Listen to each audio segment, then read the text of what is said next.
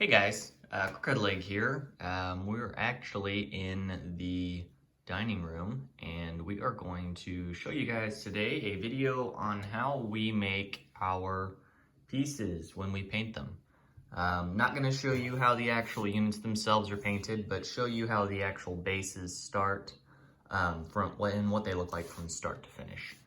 And kind of what the processes are, as well as what the materials are that we use, and how actual simple it actually is to make a really decent looking base that you can use really for any of the Axis and Allies pieces or any 3D printed pieces you're using, regardless of what version of the game you were playing with, whether it be 1914, 1936, or even traditional Axis and Allies.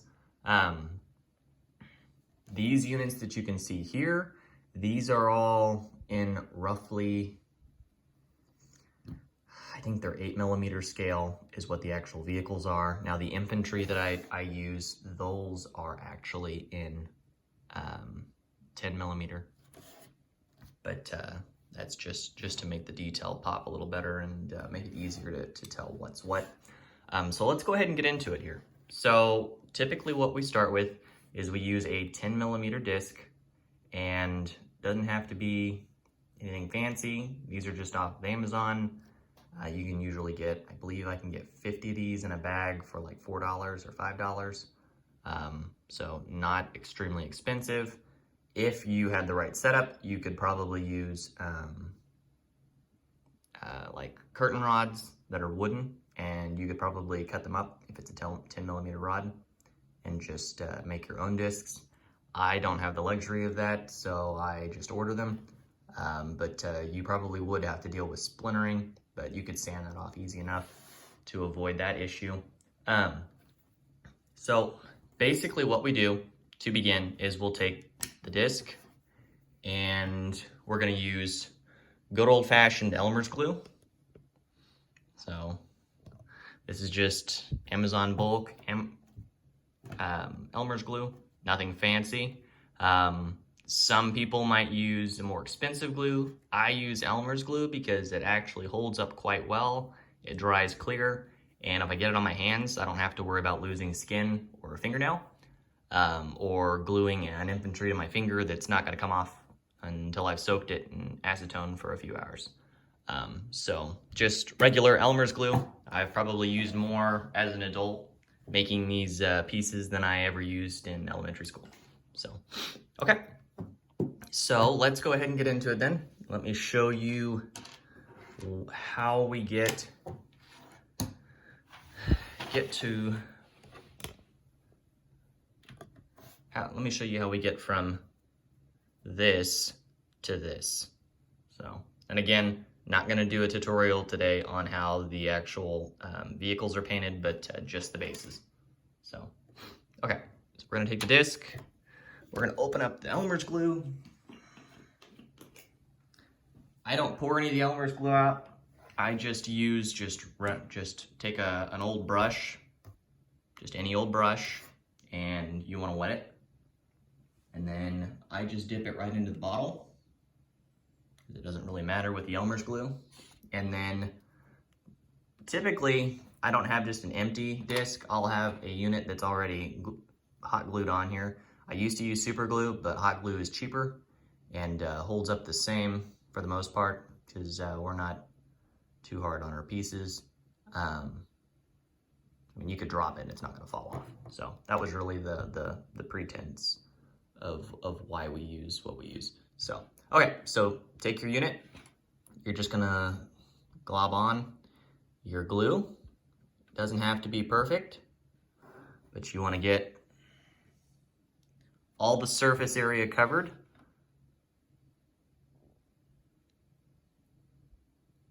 And it's okay if it gets on the unit, because the way I look at it is these units are gonna end up having dirt and mud and whatever else on them anyways. And so you can just paint right on over it, and it adds a little texture to the piece. But you'll put your glue on here.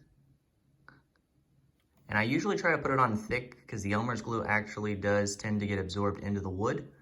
And so you wanna have as much on here as possible without covering the entire thing. in glue, but be generous.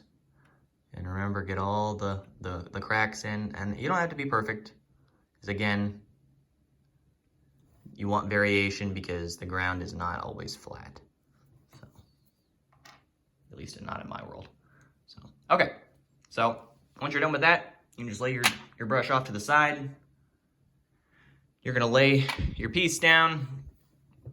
And so we've went from just an empty disc to the unit being glued on, and so we've got the glue on here. And so now I just take regular just modeling sand, and you could use regular sand. It's still just, it might be a little bit more coarse, depending on which type of sand you buy, but I just bought modeling sand.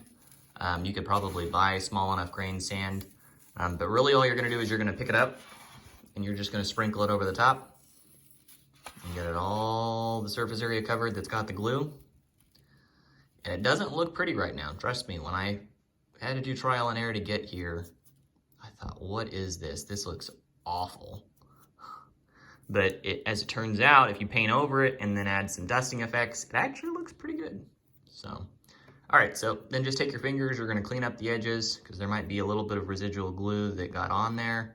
So just clean up the edges to knock off any sand that might have gotten on the edges. And then flip it over, you're gonna tap it. And this just knocks off any of the excess sand that's on there that isn't necessarily coated in the glue or didn't get caught in the glue. So tap it a couple times, knock any of the sand off, and then that is what you get to that point. And again, we're gonna wait now for this to dry. So this would dry, and then from there, while that's drying, I usually do these in sets, so I'll do 10 at a time or 20 or however many that I wanna work with. But then you're gonna take your dried piece and then you're going to just paint verbatim right on over it. And so to paint over it, all you're gonna do is you're going to use any type of brown that you wanna use. I personally use Army Painter's Dirt Splatter for most of my brown on the terrain. If I want something that's more of a swamp or something darker or something lighter, you can use other types of paints or different types of colors. But I personally like Dirt Splatter, or Dirt Spatter the best. And so I'll just put this on the wet palette. You'll brush it on. You don't have to be extremely generous. You're just gonna get enough just on here just to cover the bottom. And then again, cover up any pieces of the sand. And so you'll get this nice brown look to it that doesn't necessarily look like sand anymore. It looks more like a rugged, rough dirt terrain. So then you're gonna take that, and then to show you the difference in tone, and I don't know how good you can see, but you'll kind of see kind of a, depending on how I hold this with the light, but you can see that you get from a lighter brown, it's more of a red tint, to a darker tone with a shader. And so I use dark tone, which is again Army Painter. Also, this is not a paid not a paid review or ad or anything. So this is just this is what I use. But I'll use a quick shade, dark tone, and then I'll put this on there. You can be generous. Again, when you're applying the paint and the toners, make sure that you don't get it on your units. So that, or if you do, just make sure that it's not necessarily covering up too much of the detail.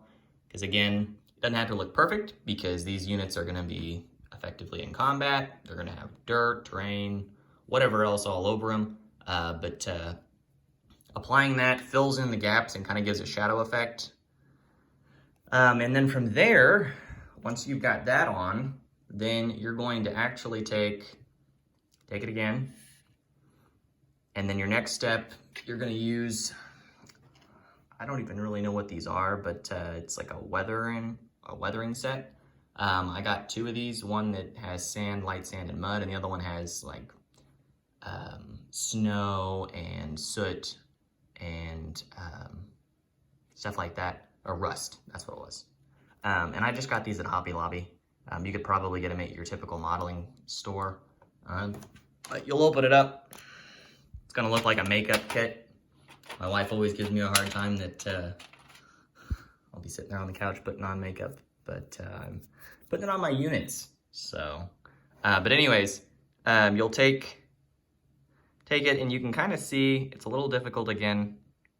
There, get nice and close, you can see. You see that gray effect that's on the top? You're just gonna take the brush. I recommend wetting it just a little bit. You don't want it soaking wet, but you want it to be just damp. But you'll take it and then you're gonna actually just brush it on.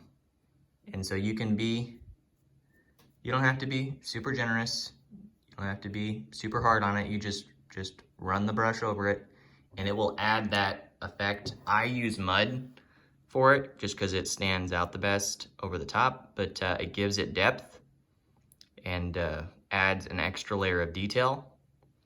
And again, you don't have to use this, but I do, and I've found that it creates some of the better looking units. So once you've done that, then the next step is again gonna be break out the paint. So you're just gonna take matte black or whatever color. Like the Americans, I used a darker blue, but for the Germans, I use matte black. And you just paint along the edge of the rondel. You can paint the bottom too. I did in some earlier ones, but since I've just painted the sides. And this just covers up any paint that might have gotten on the edges, any of the quick shade that got on there, any glue, anything like that that needs to be covered up. And it also just makes it look more professional.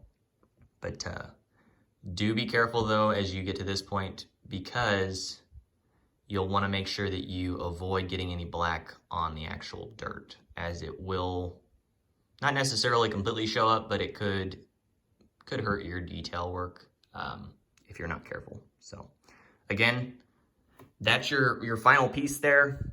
Zoom in here a little bit so you can see a little bit better. But pretty easy stuff, nothing super complex, no rocket science. If you want to add terrain to it, like bushes or grass, I just use the typical run-of-the-mill stuff. This is a bag of bush, and it's not bush, but whatever you want to call it. I just use this for the bushes, and I got that from Hobby Lobby. I did use, and I have used quite a bit of the Army Painter grass tuff that I use for a lot of the pieces. I did find that you can make your own, but it doesn't necessarily have the same quality or the same likeness as what you can get by buying it in bulk from a manufacturer. I'm cheap, and so I look for the most effective way to do this and the fastest way to do it. And I mean, like with these, you could just airbrush them black to begin with and then just touch up with black on the edges just to cover up any paint. So to each their own. There's some probably other faster ways to do it than the way I do it, but it's the way I've done it for a while now. But again, nothing fancy here, nothing super expensive. Again, in total, we use 3 paints. We use a hot glue gun, which is just a regular, just Gorilla gun, or Gorilla Glue hot glue gun, but doesn't have to be anything fancy. And then we use good old-fashioned Elmer's glue. I do recommend buying the Elmer's glue in bulk because it does make things a lot easier. I mean, I've had this now for over a year, and I mean, as long as you store it at the correct temperature, roughly, it shouldn't go bad. And I've used next to nothing, so, because you can see, I don't know if you can see or not, but that little fine line right there, that's the, that's where it was when I first started using it, and that's how much I've actually used. And I mean, I've probably painted over 100 of these easily already, between the Americans and the Germans.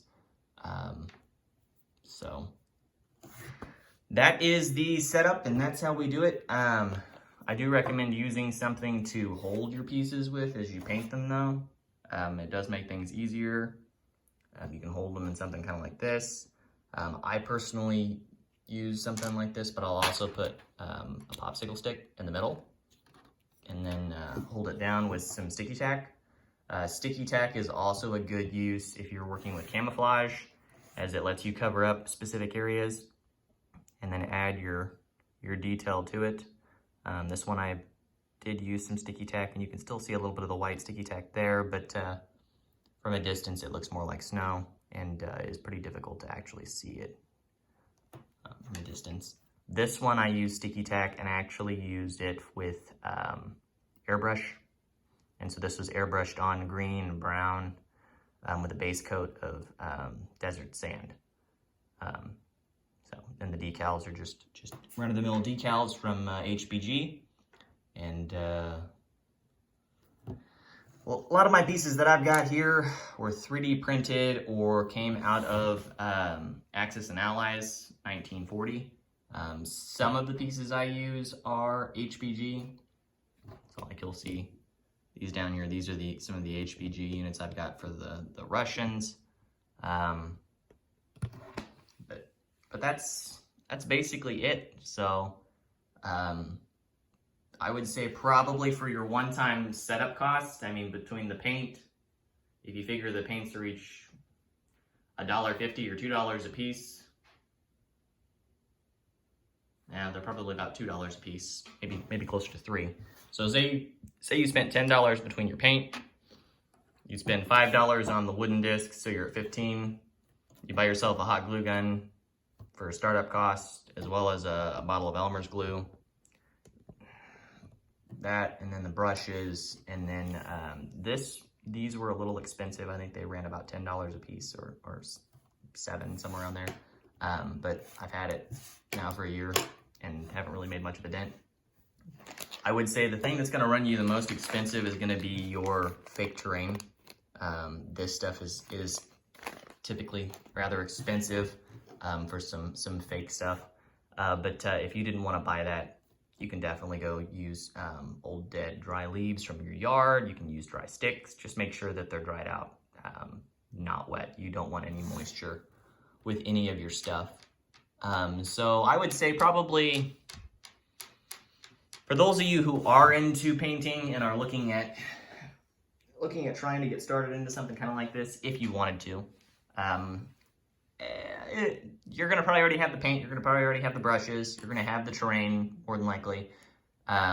So between the Elmer's glue, the hot glue gun, the discs, and the terrain weathering, you might spend $30. But that's for most stuff that you're probably not gonna have to buy again. I think the most common thing that I have to typically buy over and over are actually the wooden discs. I just ordered, I think 200 of them, or 300, last week because they were finally back in stock on Amazon. But again, other than that, there's not a whole lot of expense to it once you do it the first time. You can just reuse the materials over and over again. I've still got the same bag of sand. I don't use sand all that much. I mean, it takes very little actual sand. I've been using this pile of sand that's on the table, or on this cookie sheet now, for over a year at least. Now, I did have a bigger pile when I started, but again, you just keep sweeping it back up and reusing it, and so you effectively don't have an issue there. So, all right, well, thanks for tuning in, guys. I hope this was informative, and I hope that gets you guys started on your journey to paint your units. So if you've got questions, drop them below, and I'll be quick to respond. If you want me to provide any links for any of the materials or anything, I'd be happy to as well. But thanks for tuning in, guys.